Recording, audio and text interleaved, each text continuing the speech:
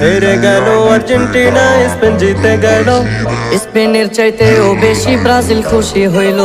ফিলিস্তিনরাও দোয়া করছে যেন স্পেন জিতে। লামিন ইয়ামাল কি যে খেললো, দর্শক উঠলো মেতে। মাঠে যদি দুইটা বল থাকতো ভালো হতো, অন্য বলটি দিয়া তাইলে আর্জেন্টিনা খেলতো। কথার অর্থ বুঝে নেন কি যে বলতে চাই। পুরো সময় আর্জেন্টিনার কারোর পাইবল নাই।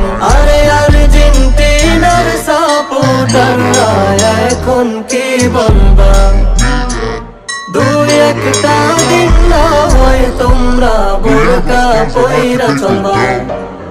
আরে আর্জেন্টিনা ব্রাজিল সবাই একটা কথা শুনে, কিয়ামতের দিন আল্লাহর কাছে কি জবাব দিবে।